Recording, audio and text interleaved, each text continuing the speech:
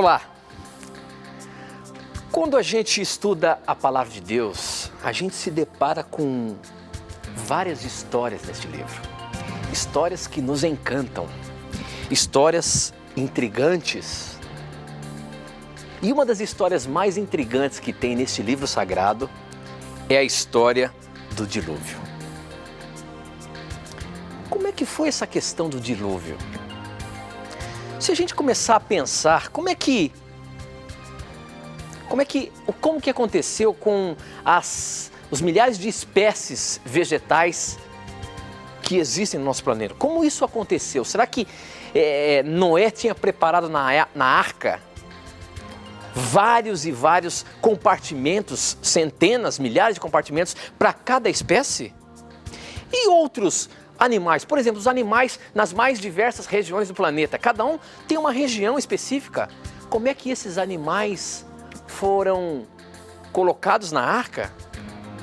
E outras espécies, os insetos, por exemplo, e muitas outras coisas. Aparentemente, parece que isso é a história da carochinha.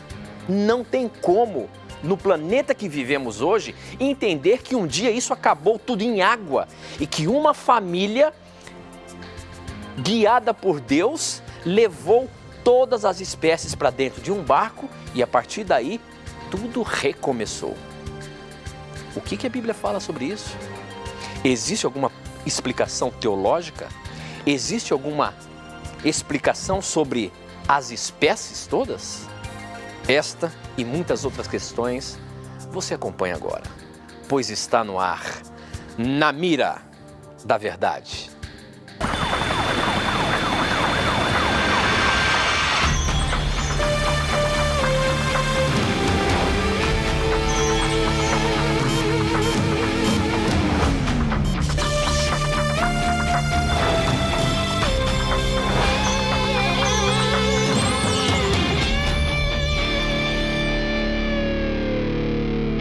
Olá, seja muito bem-vindo. É um prazer receber você aqui no programa Na Mira da Verdade. E a partir de agora, nos conectamos com o Brasil e o mundo, através das ondas do rádio, da internet e da TV Novo Tempo espalhada por todo o nosso país. Muito obrigado pelo carinho da sua audiência, muito obrigado por você fazer acontecer este programa.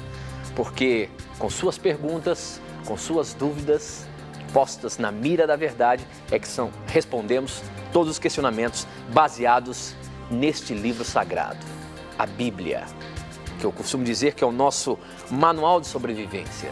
Portanto, não tenha preconceitos, participe do programa, pergunte o que você quiser e tudo será respondido mediante a palavra de Deus. Vamos começar o programa cumprimentando meu amigo. Opa, já está com a Bíblia aberta aí, professor, como é que está? Tudo bem? Tudo bem, amigo. Você estava falando sobre a pergunta e eu já pelo menos um texto bíblico aí já deixei preparado. Ok. É uma satisfação, amigo Tito, estar com você novamente, com o nosso telespectador, ouvinte, internauta também. Eu quero mandar rapidamente alguns abraços da minha lista de 550 abraços. Que isso, rapaz? Vai passar o primeiro bloco só mandando abraços. Só mandando abraço, mas eu vou mandar rapidamente alguns abraços. Primeiro eu queria mandar um abraço para uma família muito querida que me recebeu aí no fim de semana, entre muitas que me receberam. Mas um abraço para o Alex, para o Juninho, para a Gabi, para a Dani e para a Regiane também.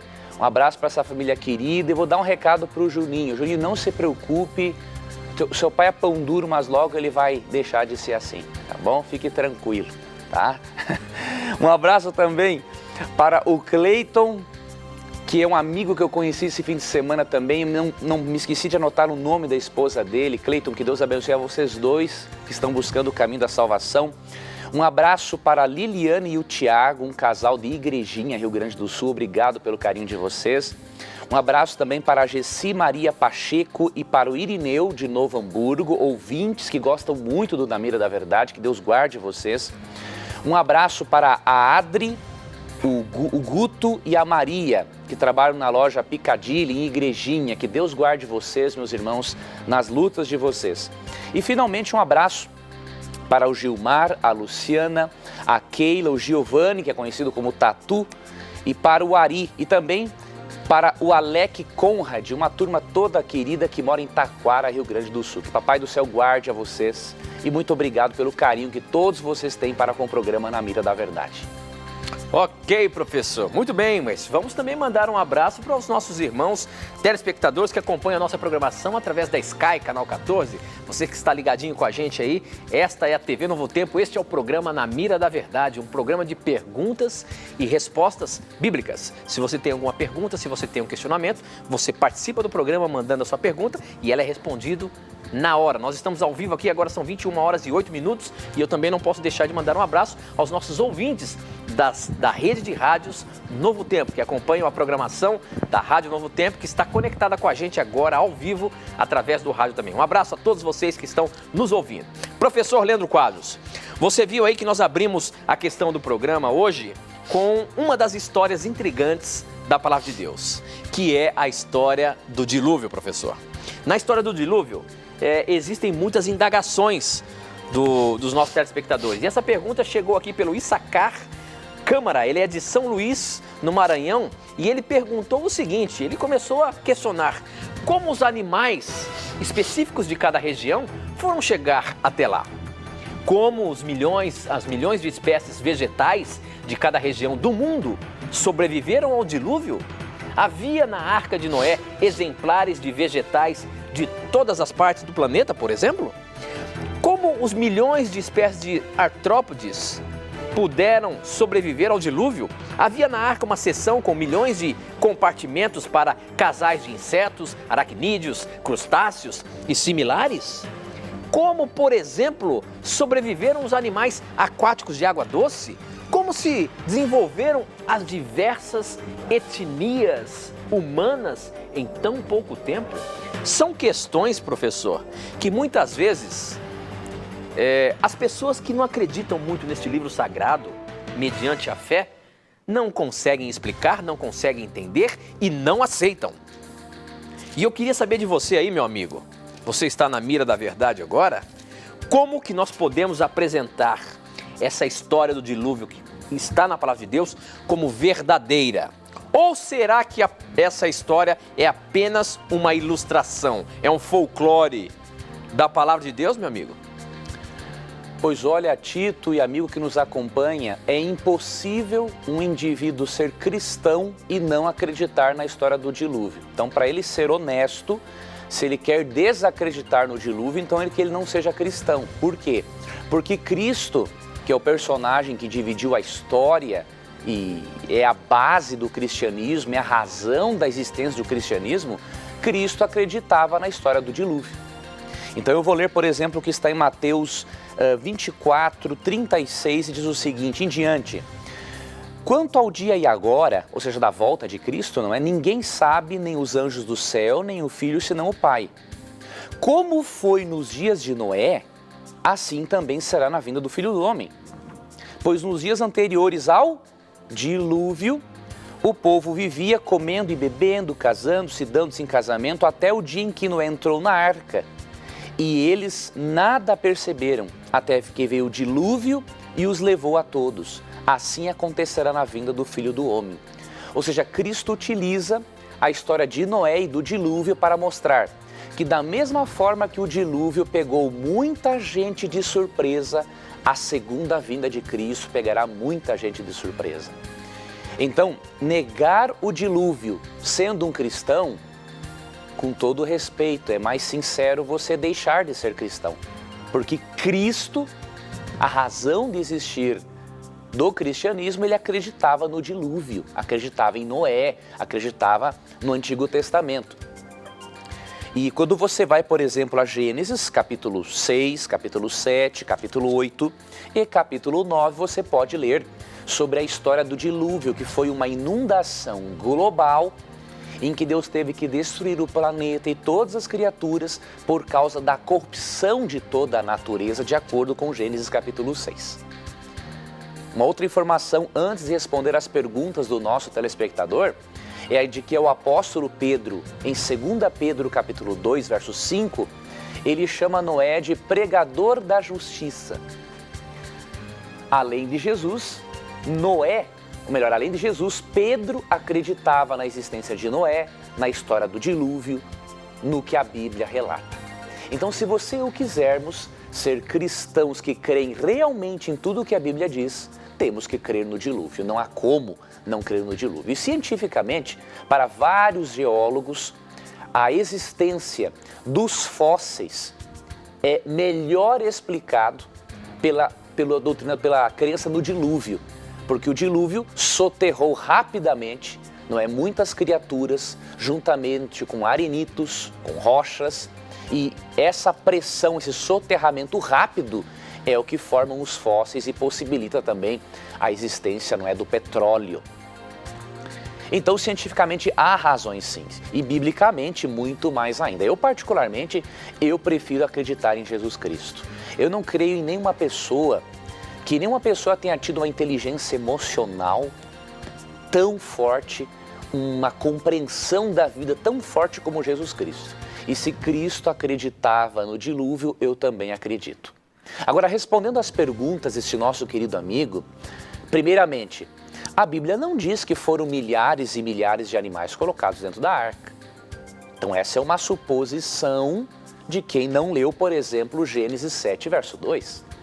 Quando lemos Gênesis 7, verso 2, percebemos que Deus não criou de uma vez só as milhares e milhares e milhares de espécies de animais.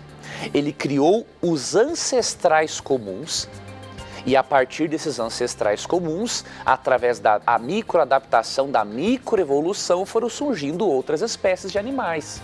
Então, por exemplo, em Gênesis 7, verso 2, lemos o seguinte: leve com você, Deus falando para Noé, 7 casais de cada espécie de animal puro, macho e fêmea, e um casal de cada espécie de animal impuro, macho e fêmea. Ou seja, na arca foram colocados 7 casais de animais considerados puros e um casal de animais considerados impuros que não serviriam para alimentação. Então você percebe que não foram muitas espécies, ou melhor, milhares de espécies para dentro da arca, mesmo porque elas não existiam. Existiam os tipos básicos, os ancestrais comuns dos quais se originaram os animais. E nisso nós podemos incluir os artrópodes.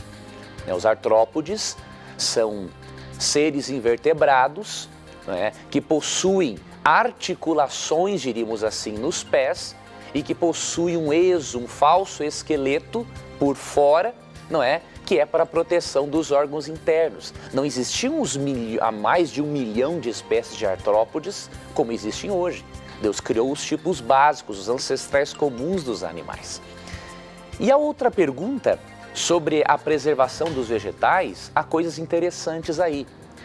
O próprio Charles Darwin uma vez comentou que sementes podem sobreviver por meses em água salgada. Então é óbvio, amigo, que durante o dilúvio, em água doce também sobrevive, mas mais em água salgada, porque a água salgada impede a germinação, não é? Então é óbvio que sementes sobreviveram na água por ocasião do dilúvio, e depois, quando as águas se baixaram, elas puderam ir para o solo e crescer. Algumas sementes foram preservadas dentro do estômago de carcaças de animais herbívoros, e isso é perfeitamente possível. E cientificamente também se sabe que algumas sementes podem se prender a animais. Então, algumas sementes se prenderam a animais. Quando as águas do dilúvio baixaram, esses animais entraram num estado de putrefação, e as sementes puderam germinar no solo. Então, essas perguntas, mesmo que a Bíblia não as responda, cientificamente é possível você encontrar respostas para elas. E a Bíblia não vai, obviamente, responder tudo, não é, queridos? Porque a Bíblia, mesmo não sendo um livro científico, ela contém aspectos da ciência e o seu principal propósito é falar da ciência da salvação. Agora, se você quiser se aprofundar nesse tipo de questão, eu gostaria de recomendar para você um livro. Existem outros livros da mesma editora, mas há um livro aqui muito interessante, que o título é A História da Vida, de onde viemos e para onde vamos. Quem escreveu este livro foi o meu amigo e colega jornalista Michelson Borges. Michelson Borges trabalha muito com essa área do criacionismo, né, demonstrando também as falhas epistêmicas do evolucionismo. Então, este material é muito interessante. Aqui você vai poder encontrar evidências para a teoria criacionista e algumas das respostas para essas perguntas que você, amigo telespectador, acabou de me fazer. Então, este livro pode ser adquirido com a editora Casa Publicadora Brasileira, pelo telefone 0800 979 0606 ou pelo site cpb.com.br. Na referida editora há outros materiais sobre essa área e eu recomendo a leitura de todos eles. Ok, professor, muito bem, as perguntas não param de chegar. A partir de agora a gente vai deixar até aberto aqui o SMS para você ver que as perguntas estão chegando aqui ao vivo. E eu quero dizer como que você faz para participar do nosso programa. Para participar do programa é muito fácil, basta você mandar um torpedinho SMS para o número 12 9156-6972, você manda sua pergunta e eu recebo aqui na hora. Você também pode participar do programa através do nosso blog novotempo.com/Na Mira da Verdade. É só você entrar lá, você vê que do lado direito está escrito um espaço dizendo que o programa está no ar. Mande a sua pergunta e eu recebo na hora aqui também. Ou então você pode participar através das nossas redes sociais. No Facebook, namiradaverdade.nt e no Twitter, @Na Mira da Verdade. Participe, mande suas perguntas, não deixe de tirar as suas dúvidas aqui, porque nesse programa todas as respostas serão o que a Bíblia fala. Não é a opinião do programa Na Mira da Verdade, não é a opinião da TV Novo Tempo, não é a opinião da Igreja Adventista do Sétimo Dia, e sim o que a Bíblia fala. Portanto, não tenha preconceitos e pergunte o que você quiser. Agora, professor, vamos, amigo. Continuando aí essa questão do dilúvio, existe um outro fato intrigante aí que permeia essa história, meu amigo. Opa. Veja bem, lá no capítulo 6 de Gênesis, quando Deus começa, avisa que ele vai terminar com esse planeta, ele diz que ali, a partir do verso 3, que o homem, a partir daquele instante ali, viveria 120 anos. Agora, o que é interessante, a gente começa a folhear a Bíblia um pouquinho mais para frente, e a gente vai ver ali que no capítulo 11, por exemplo, quando começa a falar da genealogia dos filhos de Noé que entraram na arca, diz ali que Sem, depois de 2 anos, passou a ter filhos e filhas, e ainda viveu mais 500 anos. Ora, se Deus disse que a partir daquele momento ali o ser humano não viveria mais de 120 anos, por que aqui existe essa aparente controvérsia? Os filhos de Noé, por exemplo, viveram 500, 600 anos? Como é que fica essa situação aí? O que Deus estava querendo dizer com relação a esses 120 anos? Pois olha, Tito, muito interessante essa pergunta do nosso telespectador. Aqui em Gênesis 6, verso 3, realmente afirma: por causa da perversidade do homem, meu espírito não contenderá com ele para sempre. Ele só viverá 120 anos. Aqui parece uma contradição, porque realmente o Tito leu aqui mais para frente que houve pessoas que viveram mais de 120 anos. Só que precisamos entender essa expressão não como se referindo ao tempo de vida que as pessoas teriam depois do dilúvio, mas ao tempo de vida que elas teriam antes do dilúvio para se arrependerem. E como que nós percebemos isso? Aqui no próprio contexto afirma assim, por causa da perversidade do homem, meu espírito não contenderá com ele. Ou seja, o Espírito Santo ia parar de influenciar os antediluvianos porque eles estavam negando a voz do Espírito Santo. E por isso, eles viveriam 120 anos. Então, os 120 anos não se refere necessariamente à idade do homem após o dilúvio, a sua longevidade, mas se refere ao período de tempo que Deus daria de 120 anos para que os antediluvianos se arrependessem. Foi por isso que lá em 2 Pedro 2,5 é dito o seguinte: e não poupou ao mundo antigo quando trouxe o dilúvio sobre aquele povo ímpio, mas preservou Noé, pregador da justiça, e mais 7 pessoas. Ou seja, nós podemos juntar as informações de ambos os textos e crer que os 120 anos foram o período em que Noé pregou para que os antediluvianos se arrependessem. Portanto, não é uma contradição na Bíblia. Ok, professor. Muito bem, eu estou aqui navegando pelo nosso blog e as perguntas que não param de chegar. Eu queria colocar uma pergunta interessante aqui que chegou no nosso blog. Deixa eu ver aqui. Deixa eu ver onde é que está o nome da pessoa. Ah, tá aqui. Estou ouvindo SMS a todo momento. Rapaz, não Chico. para de chegar aqui os SMS e o blog também, mas eu queria colocar... só que cada hora vai chegando uma, vai passando... E você vai comendo a perdendo outra. outra, né? Mas isso não tem problema.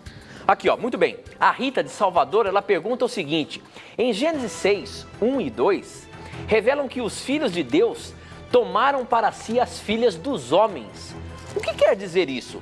Anjos e humanos? É interessante esse texto, professor. Sim. Nós já colocamos aqui algumas vezes no Na Mira da Verdade, mas é sempre bom a gente falar um pouquinho isso aí. Porque muitas denominações religiosas acreditam, viu, professor, que houve uma amalgamação entre seres humanos e anjos. E que aí baseiam-se nesse texto de Gênesis 6, 1 e 2. Isso de fato aconteceu ou não? Como que a gente consegue explicar esse texto, meu amigo? Pois olha, meu amigo, o nome dela, Tito, não recordo. É Rita, de Rita. Salvador. Rita, muito obrigado por sua pergunta. Realmente, Rita, algumas pessoas, não é, com uma imaginação fértil, eles leem o texto bíblico com a imaginação fértil e pensam que, na verdade, a expressão filhos de Deus se referem a anjos que se uniram sexualmente com seres humanos. Isso é uma coisa ridícula, uma coisa absurda, não tem como se comprovar uma coisa dessas na Bíblia. Então eu vou dar alguns motivos, Rita, para você refutar esse tipo de crença que não tem cabimento. Primeiro ponto, quando nós vamos para Deuteronômio 14:1, percebemos que a expressão filhos de Deus não se aplica só a anjos. Mesmo que nos capítulos 1 e 2 do livro de Jó, os filhos de Deus ali sejam anjos, isso não significa que em todo lugar da Bíblia, onde a expressão seja usada, ali esteja se referindo a anjos. Por exemplo, quando vamos para Deuteronômio 14:1, é dito o seguinte, sobre o povo de Israel: vocês são filhos do Senhor, o seu Deus. Ou seja, não são só anjos que são filhos de Deus, seres humanos também são filhos de Deus. Então esse é um primeiro ponto. Segundo ponto, é possível um anjo se unir sexualmente com uma mulher? Só na cabeça de pessoas com imaginação fértil. Porque quando vamos para a Bíblia Sagrada, em Mateus 22, versículo 30, percebemos o seguinte, por isso aqui é o próprio Cristo falando. Mateus 22, 30 diz o seguinte, sobre essa impossibilidade, sobre essa aberração da natureza. Na ressurreição, as pessoas não se casam, nem se dão em casamento, mas são como os anjos no céu. O texto é muito claro em dizer que na ressurreição as pessoas não se casam e não se dão em casamento porque são como os anjos no céu. Ou seja, no céu os anjos são todos uma família universal. A Bíblia não menciona os anjos como sendo seres sexuados. Portanto, é impossível um anjo unir-se sexualmente com uma pessoa, uma humana, de acordo com a teoria com base em Gênesis 6. Agora, vamos entender quem são os filhos de Deus e quem são as filhas dos homens. Precisamos ir ao próprio contexto do capítulo, amigos. Quando lemos, por exemplo, o versículo 5, percebemos que o problema aqui de perversidade e corrupção não era entre seres humanos e anjos. Nesse capítulo era somente entre seres humanos. Olha o que diz Gênesis 6:5. O Senhor viu que a perversidade do homem tinha aumentado na terra e que toda a inclinação dos pensamentos do seu coração era sempre e somente para o mal. Verso 11. Ora, a terra estava corrompida aos olhos de Deus e cheia de violência. Perceba que a discussão aqui é para abordar a corrupção da humanidade, não da humanidade com anjos. Então nós podemos concluir que os filhos de Deus e as filhas dos homens são seres humanos. Porque aqui no capítulo é mencionada a corrupção do gênero humano, não de seres celestiais. E quando nós estudamos Gênesis 4, 5, 6 e 7 e 8 e lemos sobre as descendências de Adão, percebemos o seguinte: as filhas dos homens são as descendentes ímpias de Caim. os filhos de Deus são os descendentes justos de um filho de Adão chamado Sete. Então foi a união, o jugo desigual entre as descendentes de Caim que não temiam a Deus e os descendentes de Sete que temiam a Deus, foi essa união que proporcionou a corrupção do gênero humano. Isso é o que o texto está falando. O assunto são seres humanos e não seres humanos com anjos. Então, amigo, se você ler isso num comentário, por mais erudito que possa ser, afirmando que homens se uniram sexualmente, anjos com mulheres, com todo o respeito, esse comentário está mais por fora que arco de barril. Muito bem, professor Leandro Quas, muito boa resposta aí. E olha só, para você participar do programa, basta você mandar as suas perguntas, os seus questionamentos, as suas dúvidas, através do nosso SMS. O número é 12 9156 6972. Manda aí que eu recebo aqui, ó, na hora. Ou então, acesse o nosso blog, novotempo.com/Na Mira da Verdade. Nas nossas redes sociais, você também pode mandar as suas perguntas, os seus comentários, no Facebook, namiradaverdade.nt e no Twitter, @namiradaverdade, tá bom? Participe do programa, eu tenho uma pergunta interessante aqui, eu tenho apenas um minuto, eu só vou fazer a pergunta, você vai responder depois do intervalo. Tá, ok, a pergunta amigo. Quem mandou foi, deixa eu ver quem é o nome aqui da pessoa, deixa eu ver onde é que está, o Hanosh, ele diz o seguinte: como judeu messiânico, lhe pergunto, onde está a Trindade? Ninguém conhece o Pai senão o Filho, diz a Bíblia em Mateus 11, 27. E se o Espírito Santo não conhece o Pai, será que Santo Agostinho errou no seu conceito de Trindade?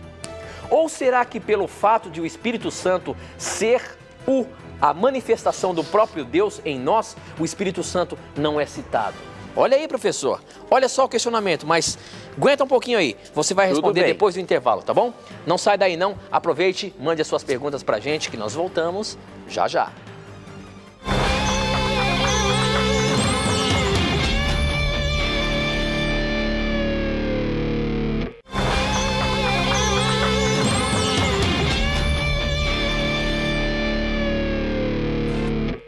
Já estamos de volta, agora são 21 horas e 33 minutos, estamos ao vivo.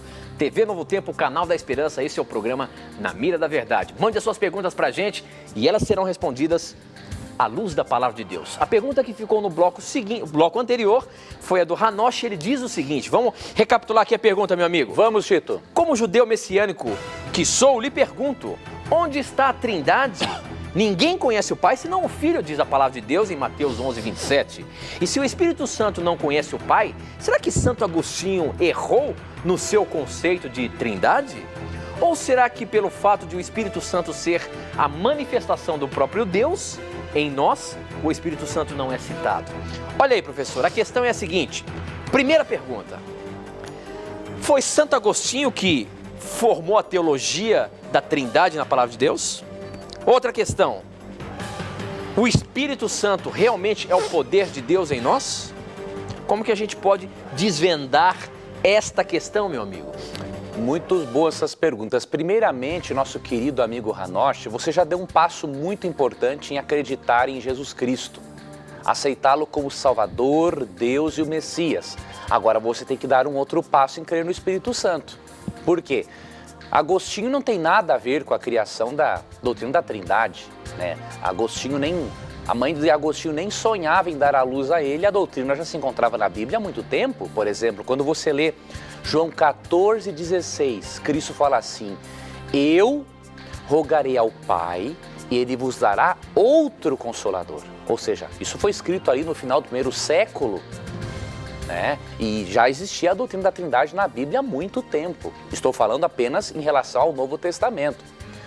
E alguns pensam que o Espírito Santo é só uma emanação de Deus. Isso não tem lógica, não tem cabimento, porque uma emanação de Deus ia ser uma pessoa, um substituto à altura de Cristo na Terra, né? Não tem como. Agora, que o Espírito Santo conhece o Pai, a Bíblia é muito clara a respeito. Por exemplo, em João 14, 26, nós lemos o seguinte: mas o Conselheiro, o Espírito Santo, que o Pai enviará em meu nome, olha, se o Pai vai enviar o Espírito Santo, é claro que o Pai o conhece. Agora, se dissermos que o Espírito Santo é uma emanação do Pai, o texto diria assim: o Pai vai enviar uma emanação dele mesmo? Com todo respeito, isso é uma coisa absurda, ilógica e não tem embasamento nenhum. O Pai está enviando aqui outra pessoa, e o que essa pessoa faria?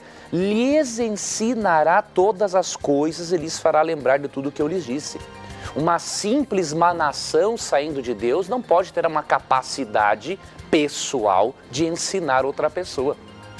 Então, se o Espírito é enviado pelo Pai e ensina, é óbvio que ele conhece o Pai e que ele é totalmente distinto do Pai. E aí você vai também para João 15, 26, olha que texto claro. Quando vier o conselheiro, que eu enviarei a vocês da parte do Pai, o Espírito da verdade que provém do Pai, ele testemunhará a meu respeito. Veja, um pronome pessoal é aplicado ao Espírito Santo, né? Aqui são mencionadas 3 pessoas. Cristo envia o Espírito Santo da parte do Pai. E aí você vai para João 16, 13 e 14, que o texto também é muito claro e diz assim: mas quando o Espírito da verdade vier, ele os guiará a toda a verdade. Não falará de si mesmo, isso aqui é coisa pessoal. Falará apenas o que ouvir e lhes anunciará. Olha, como é que uma emanação do Pai vai ter um ouvido, diríamos assim, para ouvir ele mesmo? É claro que o Espírito Santo ouve aquilo que o Pai quer que o Espírito Santo comunique à humanidade.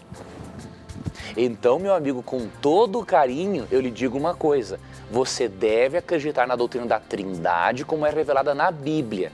O Espírito Santo é Deus no mais pleno sentido, ele conhece o Pai porque ele é enviado pelo Pai e porque por meio do Pai ele ensina as verdades e, de acordo com João 16, 14, ele glorifica Jesus, ele nos leva a olharmos para Jesus. Então, a doutrina da Trindade é bíblica e não tem nada a ver com Santo Agostinho e com qualquer outra pessoa.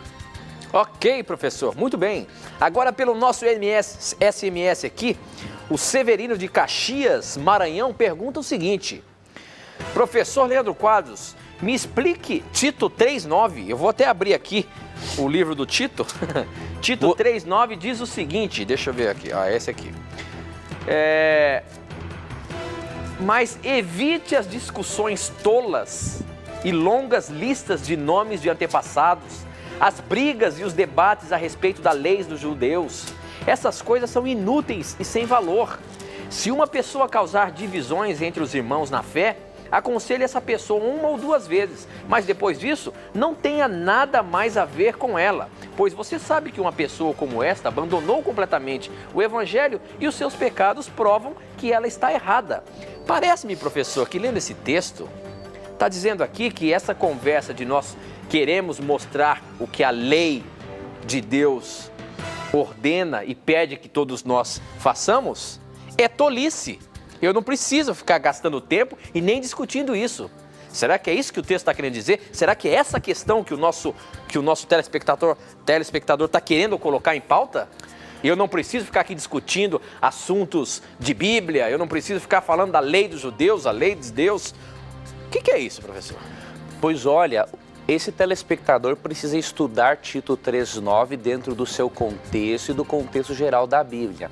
Por exemplo, ali em Mateus 28, 19, Cristo fala assim: vão por todo o mundo, né? Pregue o evangelho a todas as nações, ensinando-os a guardarem todas as coisas. Então é óbvio que Paulo não estaria sendo contra o ensino bíblico. Até mesmo porque em 1 Pedro 3,15 é dito o seguinte: santifique a Cristo como o Senhor no seu coração e esteja preparado para responder a todo aquele que pedir razão da esperança que é em você. Então, essa compreensão é uma compreensão descontextualizada. Por exemplo, quando Paulo fala no verso 9 para evitarmos discussões, ele não está dizendo para evitarmos estudar um assunto. Por quê? E nem sendo contra o ensino da lei de Deus, porque no verso 1, no capítulo 3, ele está falando sobre a conduta do cristão. E como que ele vai falar sobre a conduta do cristão se nós não ensinarmos por meio da lei de Deus como deve ser a conduta do cristão? Não teria cabimento algum. Então no verso 1 do capítulo 3 de Tito ele diz assim: lembre a todos que se sujeite aos governantes, às autoridades, sejam obedientes, sempre prontos a fazer tudo o que é bom. Não caluniem ninguém, não sejam pacíficos, amáveis, mostrem sempre verdadeira mansidão para com todos os homens. Ou seja, ele está destacando a importância da obediência às autoridades e, obviamente, a Deus. No verso 9, ele está sendo contra as discussões e controvérsias tolas. Olha que começa o texto. Evite, porém, controvérsias tolas, genealogias, discussões e contendas a respeito da lei. Ele está sendo contra você brigar por causa de um assunto, mas não o contra discutir um assunto de maneira saudável. Então é muito diferente. Se lermos o contexto e algumas expressões claras no texto bíblico, percebemos que o texto está falando outra coisa. E tanto que no verso 10, ele está dando também aqui uma orientação de como lidarmos com pessoas dissidentes. Quem são os dissidentes? São aqueles que querem ficar na igreja ou saem dela e ficam só falando mal dos irmãos. Então o verso 10 fala assim: quanto àquele que provoca divisões, ou seja, provoca divisões através de discussões tolas, de contendas e tudo mais, advirta-os uma primeira vez. Depois disso, rejeite-o, ou seja, remova ele da igreja porque ele não quer mais ficar ali promovendo a paz às pessoas. Então, vamos interpretar o texto bíblico dentro do seu contexto para não criarmos na Bíblia uma coisa que ela nem sonhou em dizer, não é? Muito bem, professor Leandro Quadros. Eu queria fazer uma pergunta para você. Você gosta do programa Na Mira da Verdade? Você está achando interessante esse programa? As respostas são fundamentadas na Palavra de Deus. Você pode perguntar o que você quiser. Estamos aqui ao vivo. Você tem interesse em conhecer mais este livro sagrado? Eu queria então lembrar a você que aqui no programa Na Mira da Verdade, aqui na TV Novo Tempo, você pode estudar a Bíblia gratuitamente. Nós oferecemos aqui semanalmente para você uma revista que é um curso bíblico.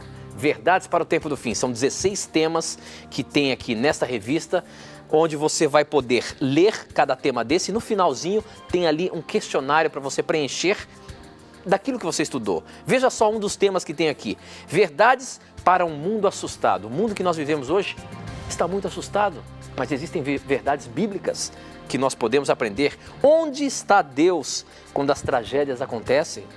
A estratégia da rebelião, a rebelião do inimigo, o milagre do novo nascimento, como é a questão do novo nascimento na igreja, a essência do cristianismo, a um passo da liberdade, um dia a ser lembrado, enfim, tem um curso completo aqui dos mais diversos assuntos bíblicos. E para você ter essa revista gratuitamente aí na sua casa, basta você entrar no nosso blog, novotempo.com/Na Mira da Verdade. Você está vendo aí, ó, o texto, no seu monitor aí tá aí, ó, novotempo.com/Na Mira da Verdade. Você vai ver lá exatamente um ícone com este símbolo aqui, ó, a revista Verdades para o Tempo do Fim. É só você clicar lá no blog e você já vai entrar em um lugar onde você vai colocar os seus dados de correio para que você possa receber aí na sua casa. Agora, você que é você que é hispano e que vive aqui no Brasil, nós também podemos oferecer para você um curso bíblico gratuito em espanhol. É esse aqui, ó, La Biblia Habla. Você pode ter esse guia de estudo também acessando o nosso blog. É só você clicar na revista Verdades para o Tempo do Fim que você vai ter lá um espaço para você escolher esse livro aqui, essa revista também em espanhol, tá bom? Então são 2 presentes que nós oferecemos aqui para vocês todas as semanas para você estudar a Bíblia e aprender mais desse livro sagrado que é o nosso manual de sobrevivência, como eu sempre digo, tá bom? Então acesse lá, é um presente que a gente dá para você gratuitamente. Bom, professor Leandro Quadros, não para aqui o SMS, o Twitter tá bombando, mas eu quero colocar uma pergunta aqui do nosso blog. Quem mandou essa pergunta? E olha, eu vou te falar, hein? Essa pergunta aqui chegou a semana passada e ela não pôde entrar e ela está voltando aqui agora de novo. Quem mandou foi o Ari Júnior, ele é de Colatina, no Espírito Santo, e ele pergunta o seguinte: olá, sou presbiteriano, a minha religião batiza criança. Qual sua opinião sobre isso? É certo batizar criança ou é melhor esperar a idade da razão? E outra coisa, professor, a gente pode juntar juntamente com essa... juntar essa pergunta a questão do batismo. Porque me parece que a doutrina presbiteriana tem o batismo de aspersão e batiza bebês. O que a Bíblia nos orienta sobre isso, com relação ao batismo e com relação a batizar crianças, até que idade ou a partir de que idade pode ser batizada? Como é que a Bíblia fala aí? Olha, essa pergunta desse querido irmão presbiteriano é uma pergunta muito importante e a Bíblia vai lhe dar as respostas que você precisa. Primeiramente, a Bíblia apresenta alguns requisitos para uma pessoa ser batizada, antes que é o batismo bíblico. Quando lemos Romanos 6, verso 4, ali é dito que o batismo é um simbolismo em que ao você ser mergulhado nas águas, você demonstra que crê na morte e do sepultamento de Cristo. Ao você ser erguido das águas, você diz assim: eu creio que Cristo ressuscitou e que agora Ele me ressuscita para eu ter uma nova vida espiritual com Ele. Então o batismo tem um significado muito importante, de acordo com Romanos 6,4 e de acordo com João 3,23, realmente o batismo bíblico não é por aspersão ou por infusão, é por imersão, ou seja, mergulhar a pessoa na água. Até porque a palavra batismo no grego baptizo, seu significado principal é mergulhar, afundar, imergir. Agora, quais são os requisitos que a Bíblia estabelece para uma pessoa ser batizada? Interessante. Vamos ler aqui Mateus 28, verso 19 e 20. Portanto, vão e façam discípulos de todas as nações, batizando-os em nome do Pai, do Filho e do Espírito Santo, ensinando-os a obedecer a tudo o que lhes ordenei, e eu estarei sempre com vocês até o fim dos tempos. Aqui é dito que para a pessoa ser batizada, ela tem que se tornar discípula de Cristo e ser ensinada. A criança, dependendo da idade, ela não pode ser ensinada a se tornar uma discípula de Jesus Cristo. Então esse texto já é um primeiro texto que nos mostra que realmente o batismo infantil não é bíblico. Mas existe outro texto que eu gostaria de repartir com você que mostra também a importância disso. É um texto que se encontra em Atos capítulo 2, versos 37 e 38. Vamos ler aqui juntos? Atos 2, 37 e 38. Para vermos esses requisitos importantes para um batismo bíblico. Atos 2, 37 e 38 diz o seguinte. Vamos ler só o verso 38. Arrependam-se e cada um de vocês seja batizado em nome de Jesus Cristo para perdão dos pecados e receberão o dom do Espírito Santo. Você percebeu que o batismo é acompanhado aqui também do arrependimento? Como que uma criança vai ter noção, um bebezinho, para se arrepender de algo, sendo que ela nem se desenvolveu ainda socialmente, culturalmente, a sua parte racional ainda não se desenvolveu plenamente. Então, por essas dicas bíblicas, percebemos o seguinte: o batismo tem que ser acompanhado de um discipulado, de ensinamento para se tornar um discípulo e de arrependimento do perdão dos pecados. E tem mais um item que deve acompanhar o batismo. Atos, capítulo 16, versículo 30 e 31. Esse aqui é chave. Então levou-os para fora e perguntou: Senhores, o que devo fazer para ser salvo? Eles responderam: creia no Senhor Jesus e serão salvos vocês e os de sua casa. E pregaram a palavra de Deus a ele e a todos de sua casa. Naquela mesma hora da noite, o carcereiro lavou as feridas deles e em seguida ele e todos os seus foram batizados. Eles foram batizados depois que creram e aceitaram a Cristo como Salvador pessoal. E, portanto, os requisitos para o batismo é poder ser um discípulo, ser ensinado a ser um discípulo, arrepender-se dos pecados, ter fé em Jesus. Já que uma criança não consegue, até certa idade, óbvio, cumprir com esses requisitos, podemos dizer, irmãos, sem medo de errar, que o batismo infantil não é bíblico e que, portanto, não deveríamos praticá-lo. Muito bem, professor. Bom, as pessoas estão aqui comentando muito no Facebook sobre o nosso programa. Tem perguntas aqui, eu vou colocar já. Não, vou colocar agora essa pergunta. Quem mandou foi o Fabiano Denardi. E ele diz o seguinte: Tito Rocha, por que no livro de Atos Paulo defende a lei e a circuncisão e já nas epístolas ele condena a lei e a circuncisão? Olha aí, professor, parece uma controvérsia, mas é isso mesmo? No livro de Atos ali, Paulo defende a lei e a circuncisão e depois nas epístolas parece que ele vira casaca? Como é que é isso aí, professor? Muito boa, amigo Tito, essa pergunta. Nós temos que entender uma coisa, queridos. Paulo, ele não era de forma alguma contra a lei de Deus. Agora, o que Paulo era contra era colocar a lei de Deus num lugar que não lhe pertencia. Então, por exemplo, quando você percebe que Paulo, uma vez, quando ele foi fazer um trabalho missionário com Timóteo, ele pediu que Timóteo fosse circuncidado, mesmo que aquilo não fosse um meio de salvação, mas para não escandalizar os judeus que acreditavam que era importante a circuncisão. Agora, Paulo, ele era contra colocar a lei de Deus como um meio de perdão do crente, como um meio de salvação. E isso nós encontramos especialmente na carta aos Gálatas. Vou ler só um versículo aqui, que Gálatas diz o seguinte, no capítulo 3, é um capítulo muito claro. Ó Gálatas insensatos, quem os enfeitiçou? Não foi diante dos seus olhos que Jesus Cristo foi exposto como crucificado? Gostaria de saber apenas uma coisa. Foi pela prática da lei que vocês receberam o Espírito ou pela fé naquilo que ouviram? Será que vocês são tão insensatos que, tendo começado pelo Espírito, querem agora se aperfeiçoar pelo próprio esforço?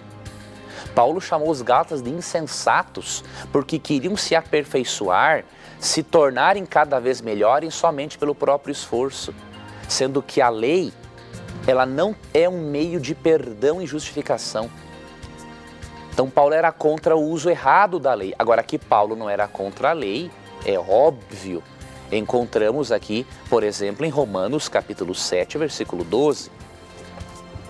Em Romanos 7, 12, Paulo, sobre a lei de Deus, diz o seguinte: de fato, a lei é santa e o mandamento santo, justo e bom. Então o que é bom se tornou em morte para mim de maneira nenhuma. Mas para que o pecado se mostrasse como pecado, ele produziu morte em mim, por meio do que era bom. Então para Paulo a lei era boa. Só que quando a lei era colocada no lugar de Jesus Cristo como meio de perdão e justificação, aí a lei se tornava ruim. Não porque a lei fosse ruim em si, mas por causa da atitude errada de um indivíduo em colocar a lei no lugar errado. E para finalizar essa questão, eu gostaria de finalizar lendo para você 1 Timóteo 1,8, que aqui é o fechamento de Paulo a respeito desse assunto da lei. Aqui nós encontramos o equilíbrio do apóstolo Paulo. Há dois extremos no meio cristão. Alguns acham que Paulo acreditava que devemos ser salvos pela lei. E outros pensam assim: ah não, Paulo ele era contra a lei de Deus, e portanto a graça de Deus me torna uma pessoa assim, sem muito compromisso com a lei de Deus. Os dois extremos agradam ao diabo, porque nenhum dos dois pertence a Deus. A posição mais equilibrada de Paulo sobre o assunto encontramos em 1 Timóteo 1,8, e o texto diz o seguinte: sabemos que a lei é boa se alguém a usa de maneira adequada. A lei é boa se você se utiliza dela de maneira adequada. Não como meio de perdão, não como meio de justificação, mas como o resultado da transformação que Deus efetuou no seu coração. E isso de acordo com Hebreus 8, versículo 10.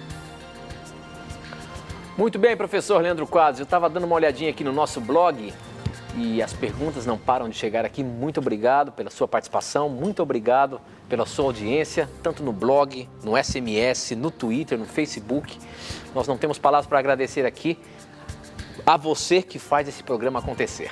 Eu queria colocar uma pergunta aqui do nosso blog. Quem mandou foi o Luiz Guirardo, ele é de Aracruz, Espírito Santo. O Espírito Santo está participando em massa aqui. Ele diz o seguinte: minha igreja não permite em hipótese nenhuma o uso de calça para as irmãs, principalmente tendo em vista o que está escrito em Deuteronômio 22, verso 5.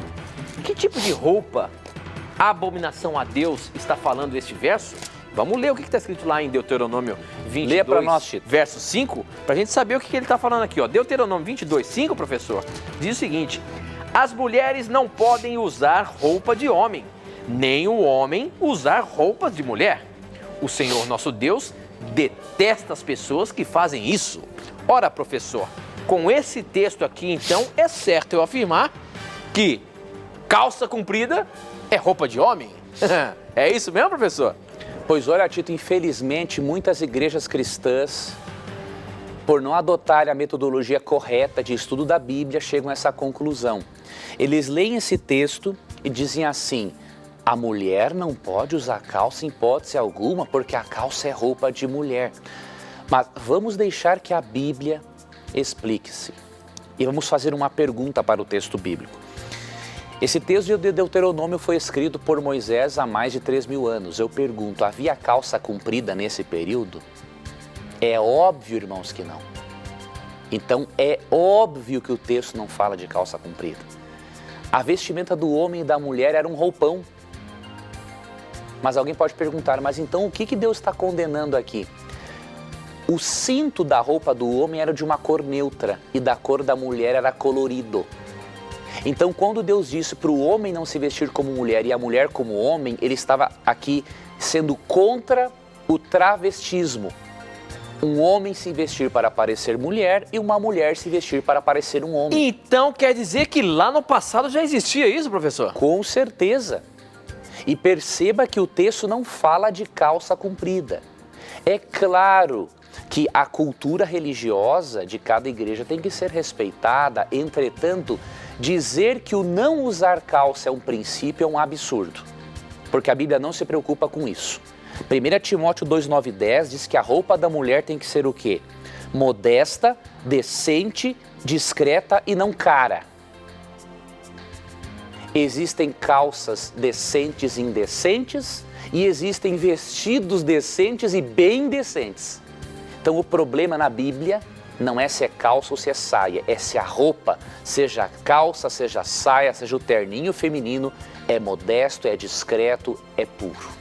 Então esse é o ensinamento bíblico. E se nós não colocássemos na Bíblia aquilo que não está nela, nós evitaríamos muitas discussões desnecessárias e muito fanatismo, como existe em muitas igrejas, infelizmente.